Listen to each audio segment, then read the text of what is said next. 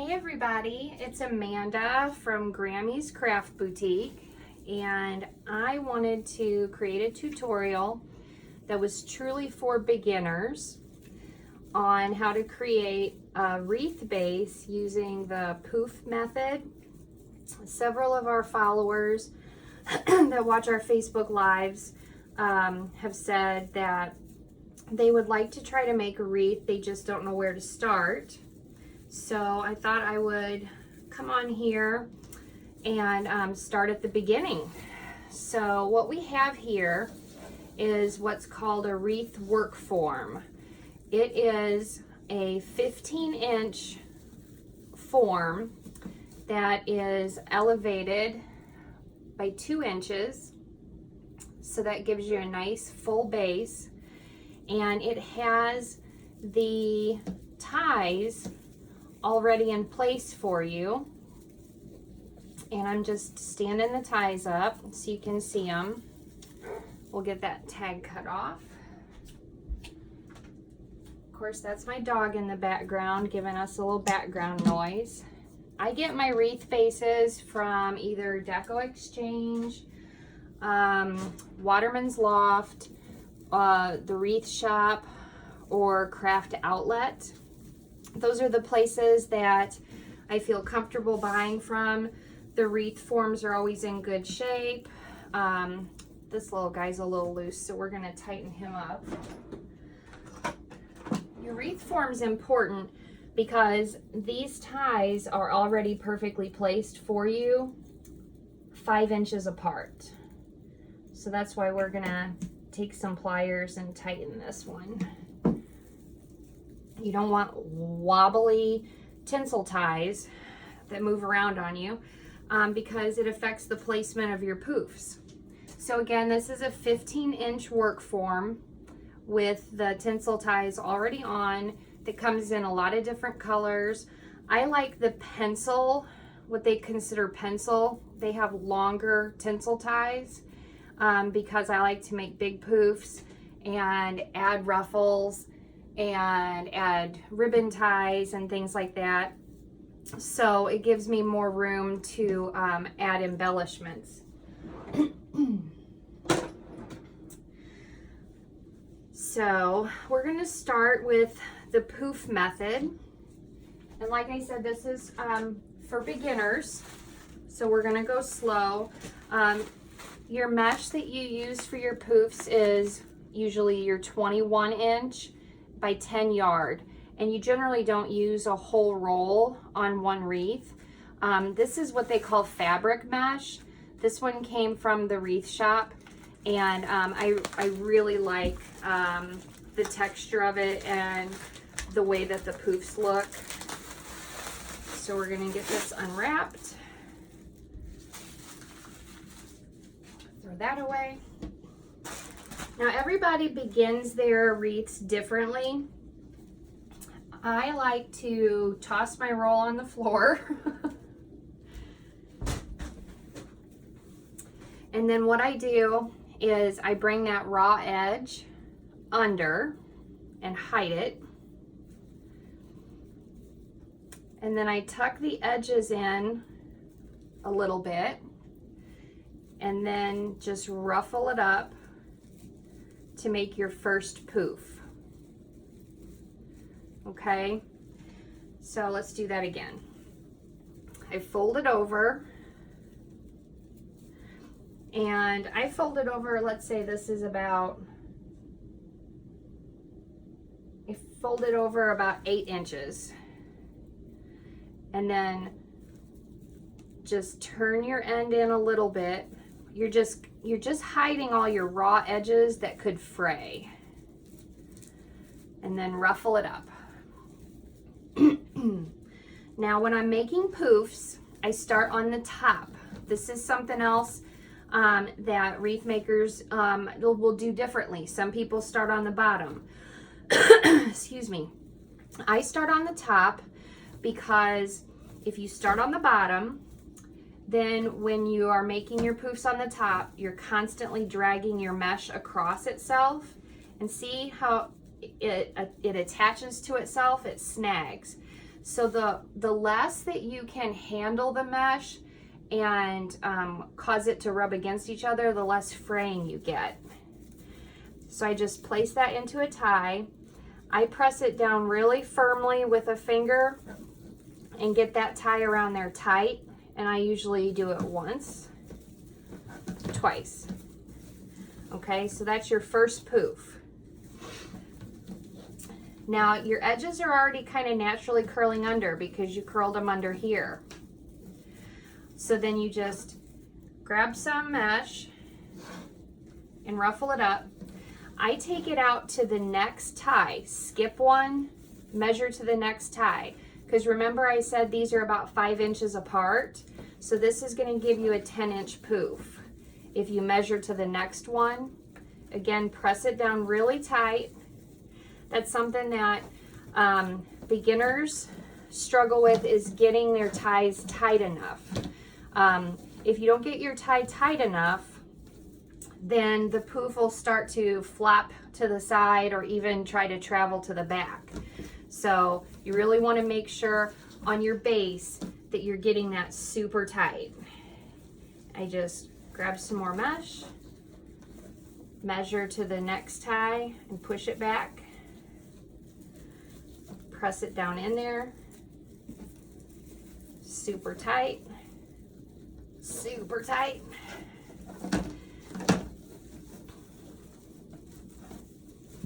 And I like to put my hand up in the poof. I like my poofs big. Big and full. That's my favorite. For those of you who have watched my lives, you know that I like big poofs and I like big bows. I just finished up a couple t-shirts I made for one of my friends and I that said I like big bows and I cannot lie. And that's the truth. Get it in there really tight.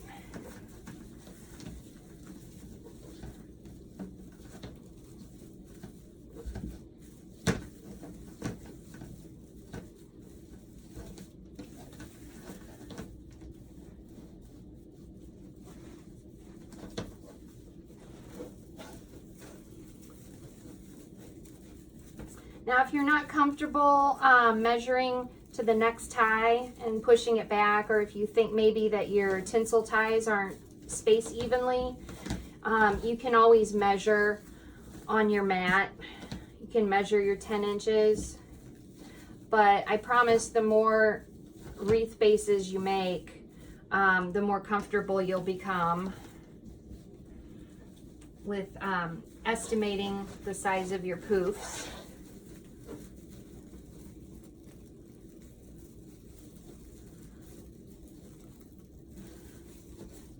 So this is a lime green fabric mesh, and I really love working with fabric mesh. There's not as much fraying and snagging. It makes nice, full, soft poofs. It's just a really nice product.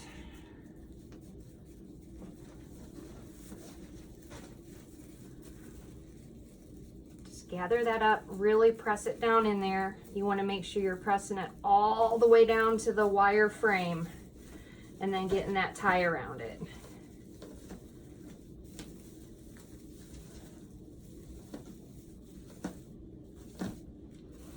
Okay, one more on the top.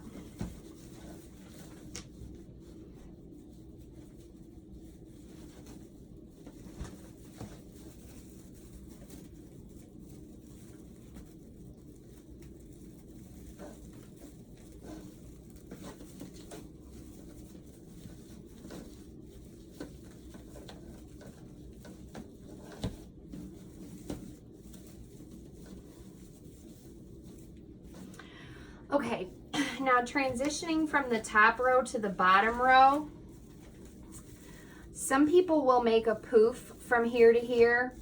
I find that that extra poof looks a little wonky.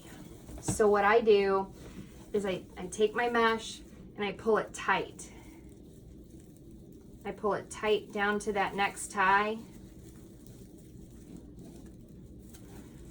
and tie it off.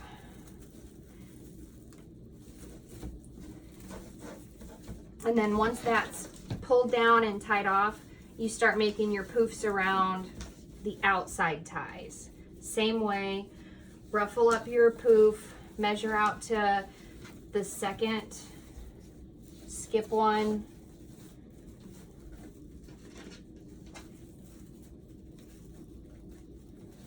and then really get it in there tight against that wire frame.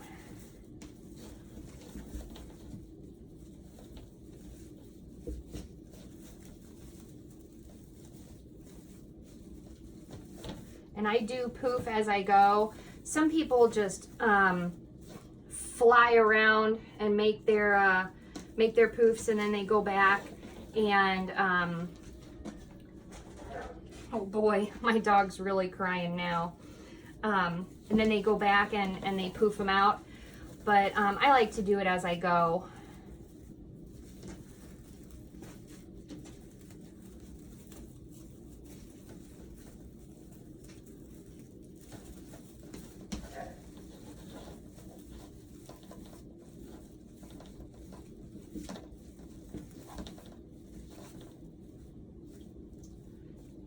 So I wanted to do this tutorial because a lot of time during a Facebook Live, people are chit-chatting and asking different questions, and I know that there are some people that are truly beginners or just haven't gotten around to trying this themselves. And this way, so sorry. This way you have the information. You can watch it as many times as you want. If you get stuck, I know for me when I first started, I knew what I wanted to make, but I was like, wait a minute, okay, how do I start that first one? Or how do I end it? You know, to where it looks neat. So, I know for myself, I purchased a lot of tutorials because it was nice to have the instruction without any interruption, just to be able to watch it in completion. And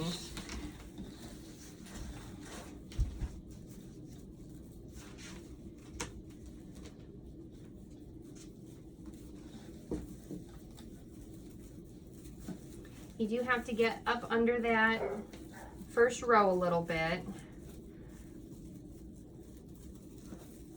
but it's still better than going bottom to top.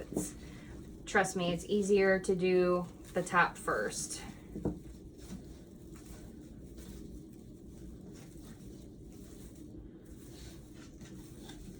we're just making our way around.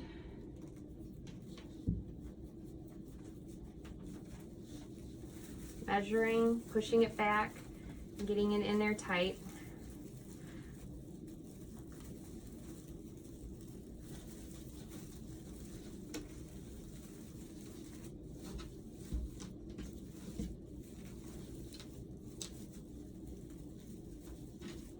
And you can see that you're getting a nice, full, fluffy wreath base.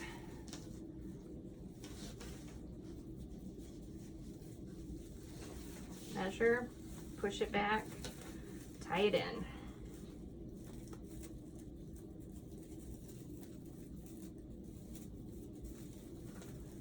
And really push it down to that wreath frame and get that tie around there tight.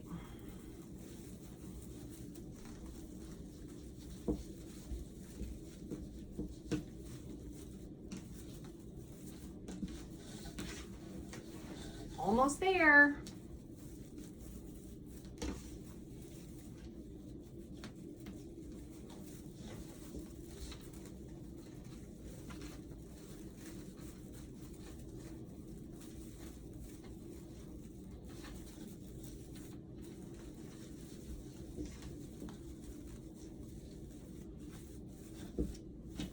Looking nice and full.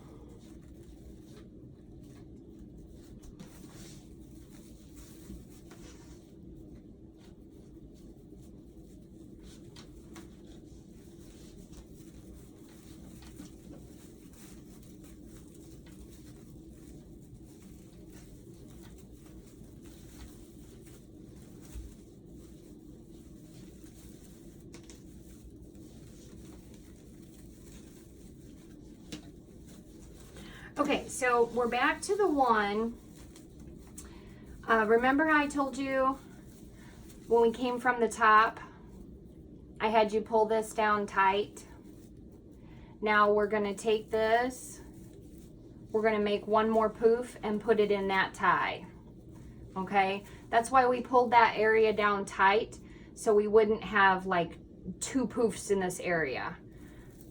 I've done that before and it makes it look kind of lopsided. So we're gonna put in our last poof into that one tie.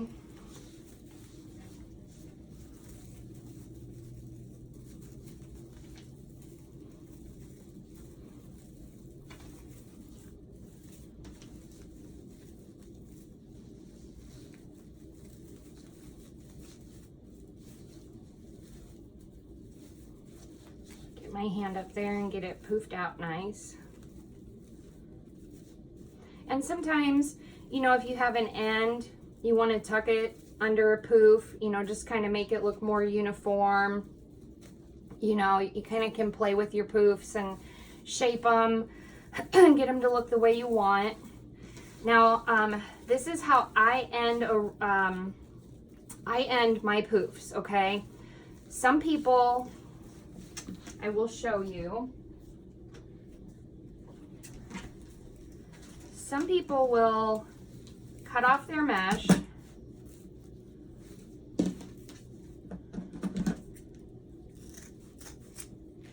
and leave it like that in the wreath. There's nothing wrong with that. Excuse me. There's nothing wrong with that. There's a little bit of fraying on the end, but when you get your embellishments and stuff on, it'll look fine. I don't like to do that. I have OCD and I like things, I make my products the way I would want to receive them. I like things to be very finished off. So I bring that end around the back and I zip tie it to the frame.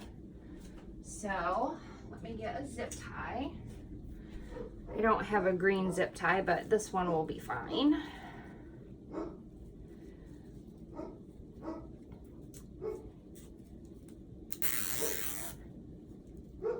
And again, this is personal preference.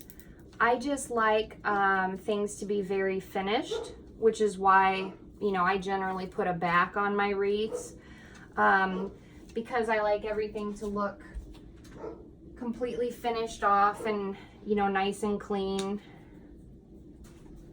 I also have a glass storm door.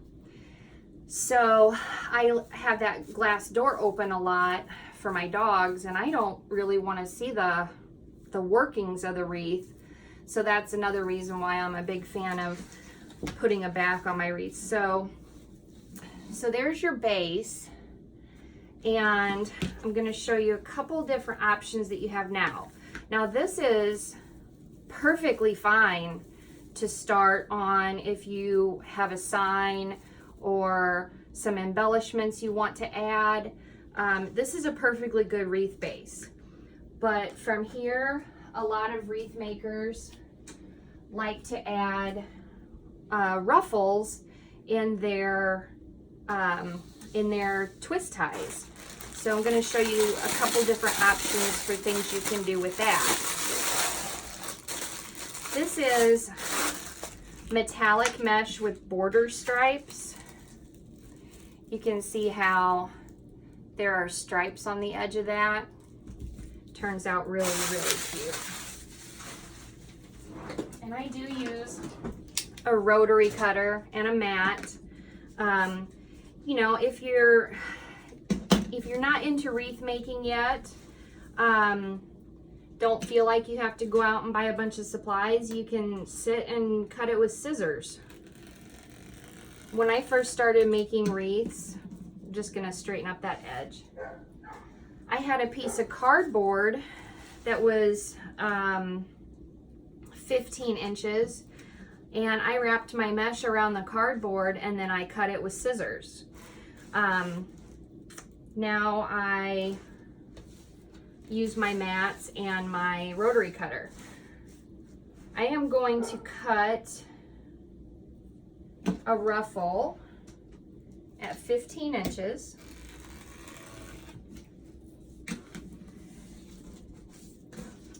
Now a regular ruffle, you simply take the end, push it forward, and then gather it up in your fingers as you go. You always want to put something weighted on that other end. And then you end up with like almost a perfect circle.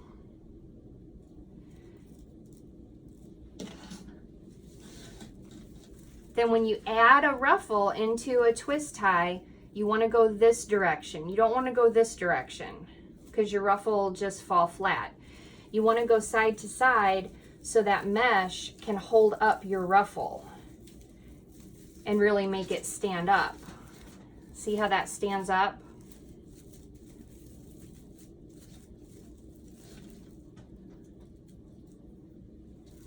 Okay, that's option number one.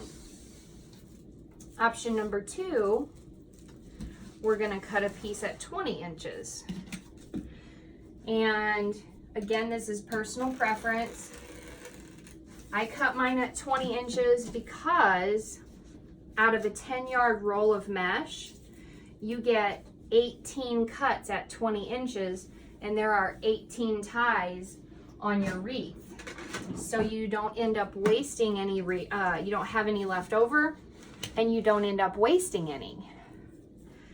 This is a Woodland Ruffle. It's designed by the lady that owns Woodland Wreath Designs, or Woodland Ridge.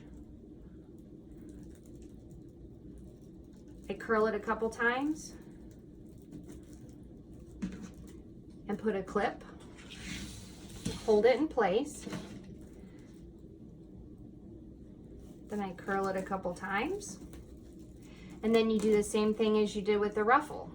You just walk it up with your fingers till you get to the center of the other curl. And you have a ruffle that has a curl on either end. You want to place this into your wreath this way. We'll skip a tie so you can see better. And again, you side to side so the poofs can hold up your ruffles and really make them stand out. Okay. Woodland Ruffle, option number two. And you can see that there's a difference between your regular ruffle and your Woodland Ruffle. It's just a little bit of a different look. Another option for you. Now, option number three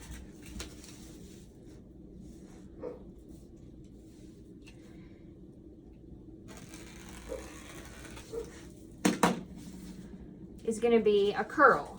And this is just a straight up roll your mesh in a roll.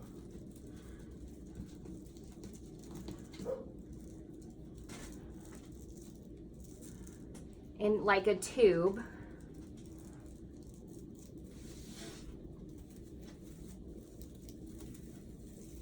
And put that in your tie. And you can see that gives it a different look. Now you can put a couple curls in a tie if you want to do that. You can cut another one and I can show you how that looks with two.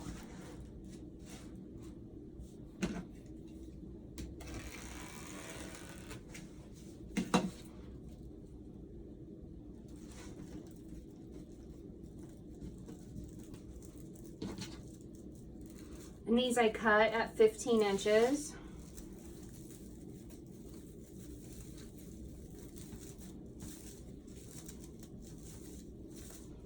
You know, so there you go. That gives you another different look. So you've got curls. Woodland Ruffle, regular ruffle, or the wreath base by itself. Now, I'm partial to the Woodland Ruffle.